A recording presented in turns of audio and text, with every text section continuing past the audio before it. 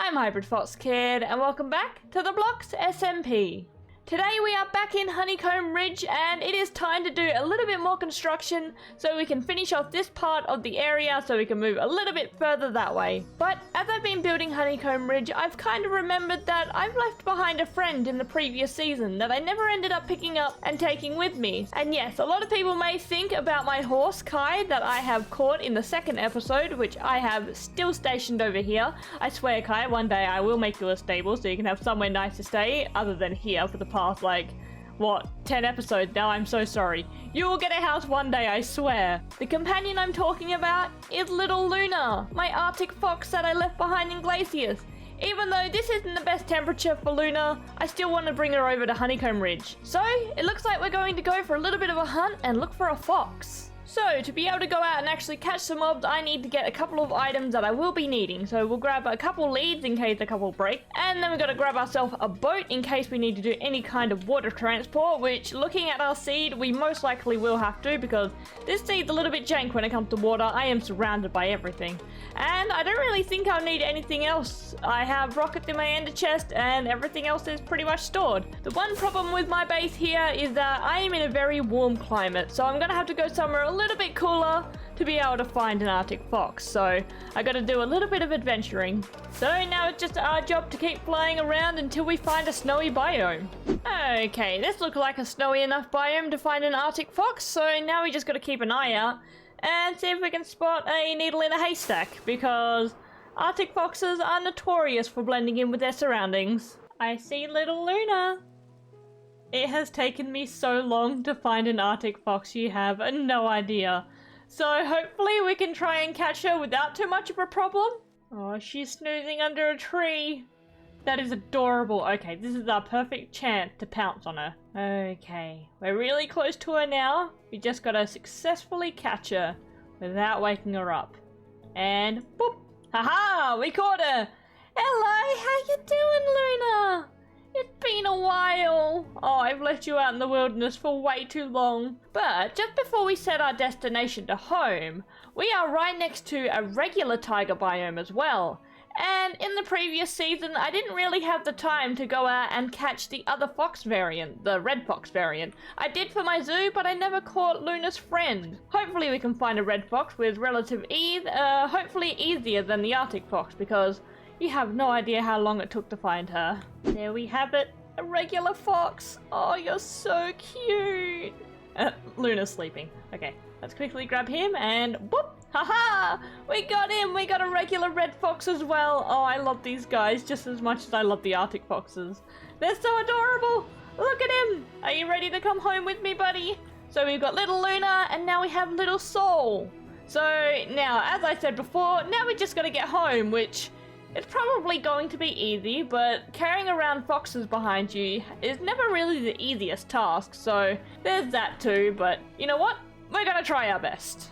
I gotta say, from this angle, the Wizard Tower surely does look grand, and hopefully as the season goes on, there's gonna be a lot more towers, a lot taller towers as well, so that makes me a little bit excited for the later part of the season. But with seeing the Wizard Tower, that means we are one step closer to getting home. We have finished the hard part, which is getting back to civilization, and now we just gotta travel through the nether roof and get to our area, which luckily for us isn't too difficult because all of our stuff is relatively safe. Okay, so we finally got them to the nether portal. Now it's just time to get them to go through. Come on, guys. Did they both go through? Yep, looks like they did. Okay, let's meet them on the other side. Oh, there's one. And oh no, this is gonna take forever. And boop! There we go, we got him.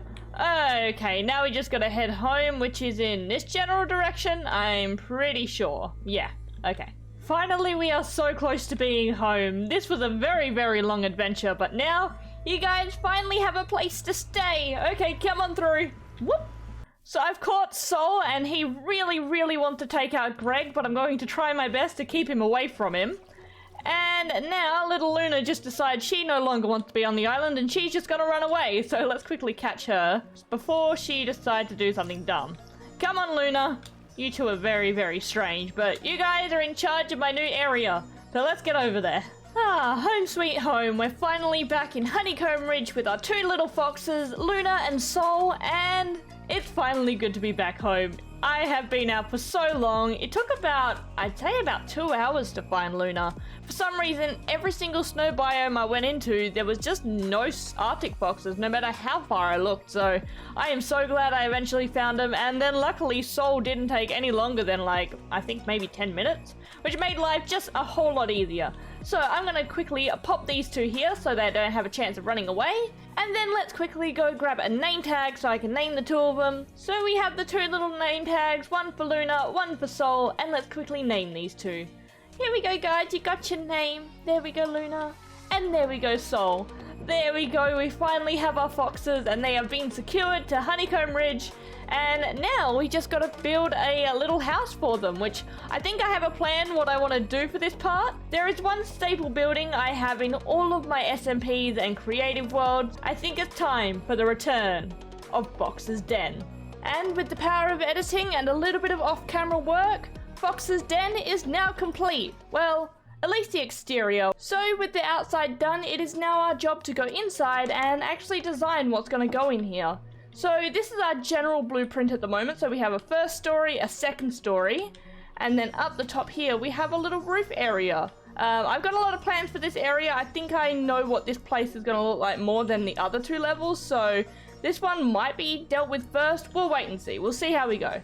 So, and if we continue back down here and we take a little shortcut, we've got a little back room down here, which will make a little bit more sense why it's here a little bit later on. And then out here, we have a little outside area, and this black stone here pretty much indicates the perimeter of the area. So we're going to be building up to here, and all of this is going to be decorated in this episode. So we might as well get down to it and start decorating. So let's start with what we found the easiest to start off with. Let's go to the roof and get that started. I gotta say, I think I chose the perfect timing to do the roof because it was just turning night and we can show off our lighting, which is little basic hedges, and I hope they go all the way out to here. If not, we'll be in a bit of a pickle. They do. They reach all the way out to here, but not to over here. So I'm probably just going to have to throw a couple lights here and there just so this area becomes mob proof as well. So this area up here is essentially the drinking area of the pub. You sit on the roof and you look at all the scenery. Not really that there's much scenery going off that way, but there's definitely scenery over here. You can watch the bees. And that's always a plus. So we're going to chuck some seating down. I have no real idea of how I want to do this, but we shall see. And chuck another light with another hedge on top of there. And I think this area is done. I didn't want to add too much clutter into this part because I wanted to have it a little bit open so you can just walk around and look at everything. And you can look out on the view, and then we have a little party table where you have a whole bunch of people sitting down, having a couple drinks and having a good time while we look at a stone wall, which will get a little bit more interesting down the line, I swear. One day I will get this mountain complete. It just takes a bit of a while. So, with this part done, let's keep our attention on the outside and work on at this part just down here and get this little outdoor beer garden area done. So this part here that's kind of outlining the perimeter of this build, I kind of want to make it a little bit like the skirting that's over there. So I think I'm going to have that exact same design just plopped over here, because I gotta say I do really like how I did that balcony design. And with this, I also want to try and add some glowberry branches as well, because I noticed with this area is actually in a Riverlands biome, so it won't actually affect the leaves and make them dead and dreary like they are in my entire part of the base. So maybe the leaves actually might look good with this. So let's add in a couple glowberries and then add a couple leaves around it as well. Okay, so that's the first part of this area done. Let's do a little bit more decorating and see what I got. So with a little bit of work off camera, we finally got this area looking nice. It's just a cute little seating area, somewhere where you'd be eating your meals and having a good look on the outside. Granted, there's nothing really to look at this direction, but we'll look over here again. We'll see even more bees, even though they're out of render distance. Okay, fair enough. We won't be looking at bees this time. But yeah, this is our cute little seating area. We got a couple little trash bins that are perfect with composters. We love composters for trash bins. They're amazing. But yes, this is the outside area done. So we've done the outside, we've done the roof, and now we just got to tack the behemoth that is the interior, which I have a bit of a plan, but nothing beyond like a tiny area. So since I'm going to be fumbling around for a good hour trying to decide how to design this, I'm just going to cut back to when this is all done and looking pretty, and I'll give us a quick tour. So after a couple hours of humming and hawing and placing down a couple blocks, we finally got Fox's Den all finished and decorated. So we got your standard bar look over here, so this is where everyone gets served their meals and stuff like that. And then over here, which is my favourite spot, not gonna lie, is the actual kitchen. So we have a little tight quarters kitchen in here. I gotta say, I think I spent the most time in this area, even though this area has the least amount of floor space to use. So we got your standard little pass area with where you put your food to keep it warm when it's ready to go to the customers. You got your little herb station with all the different kinds of herbs. You got a little cutting board with a bunch of little knives. You can't have a kitchen without a rubbish bin. And then we got our big pizza oven, I'm assuming. Maybe. It looks like a pizza oven. I didn't really know what to put here, so I was like, yes, big oven. That sounds good to me.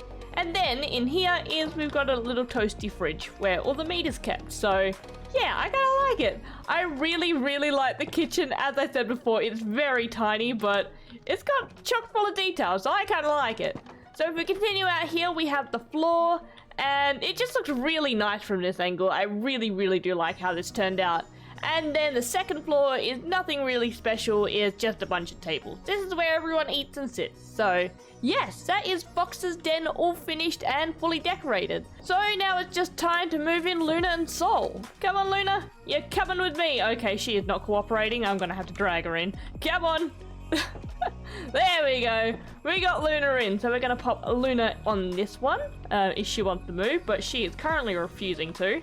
And then we're gonna have Sol. Here we go, Sol. There's your new home as well. So we have our two foxes in their new home in Fox's Den, and I gotta say they look really cute. I love them. But these foxes aren't just here for decoration, they're also our security detail. So let's get them something that will be a little bit more handy to deal with rowdy customers. Here is your weapon, buddy. Take care of the place. Yeah, Sol's got a blade! Oh god, that is a terrifying sight indeed. And now we just gotta give Luna hers. There we go, Luna. Take up blade. There we go!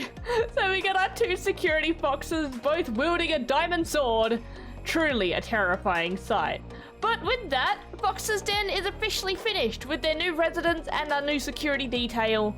It's gonna be a great time over here, and I gotta say, look how adorable they look. So with Fox's Den complete, I want to work on another farm today, and I know we're running a little bit short on time, but I want to try and patch it onto the end of the episode so I can be a little bit more productive today. So if we look over here, a new house has magically appeared between the making of Fox's Den and the start of the episode. And this is going to be the house of a new farm. And if you've noticed anything about me, I go through a lot of rockets, and I've had a creeper farm set up since episode 2, but the one thing I am sorely lacking is a paper farm. I have my very scuffed sugarcane over here that I've been mining manually ever since the start of the season, and I think now I really need to work on a paper farm. So this is exactly what this building over here is going to be housing. And just to speak of the building for a minute, I wanted to make something look run down and abandoned. So this is essentially trying to look like a rundown building with overgrown leaves, overgrown hedges, and even the lights don't work at night. I've made it that they don't turn on. And we've got all barricades up at the doors, and I kind of really like it. It's a little bit difficult to get in, but it doesn't matter. I like it. So yes, in here is going to be our sugarcane farm. So it's nothing too special, nothing too spectacular. It's a sugarcane farm even I can build, so it's nothing too like high tech. So let's see if I can get this done nice and quick.